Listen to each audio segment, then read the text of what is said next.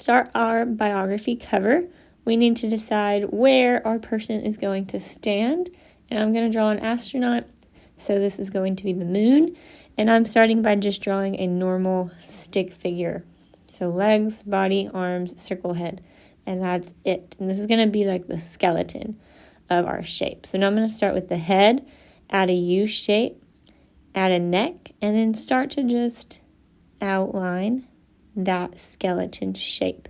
And since mine is an astronaut, I'm going to kind of leave all of that connected since she will be wearing a one piece. And then I'm going to erase my skeleton. And now I have a body. Now, if you have a different way of drawing a body and you don't need that skeleton outline, then you go for it. But that helps me to make sure all of my arms, legs, and my head are proportionate. And now I'm just going to go in by adding my details for what she is wearing.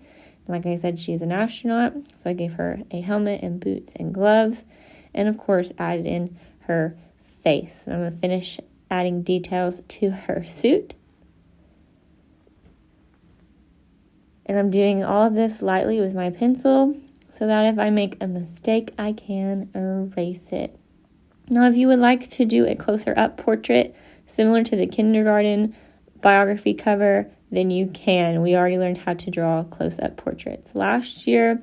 And now I'm just going to finish that off by outlining everything I just drew with a Sharpie, making sure I'm being very careful with those small lines on her face.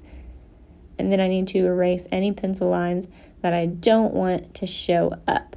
Now, when I'm ready for my title, I'm going to do the same thing as I did for the body. So write the letters normal. And then we learned how to create bubbles around those letters when we made our portfolios. Again, if you don't need the skeletons and you can just do bubble letters on your own, go for it. Or if you don't want bubble letters, that's fine. But this helps me to make sure my bubble letters match the letter that I am drawing and that everything will fit in the long run. So our titles need to have who it is we've drawn and then what it is their career is. So my mom, the astronaut. No, my mom is not really an astronaut, but maybe she could be if she wanted to be. Now, we could draw a book about ourselves or we could draw a book cover about someone else, and I'm going to do someone else. I'm going to finish this off by adding a background, just some stars, and now I'm ready to color. Of course, erase all of those skeleton lines before we start coloring. Now, when I'm ready to color, I'm going to start with markers. We're going to do the outline method, just like we did for our portfolios. So I'm going to outline everything with marker first, and then color everything in with coloring pencil. We don't want any white left unless it's intentional, like maybe we wanted something to stay white, but not just because we're being lazy. So I'm going to color in those smaller pieces completely with marker because they're a little too small for the outline method, but everything else I'm doing with the outline method.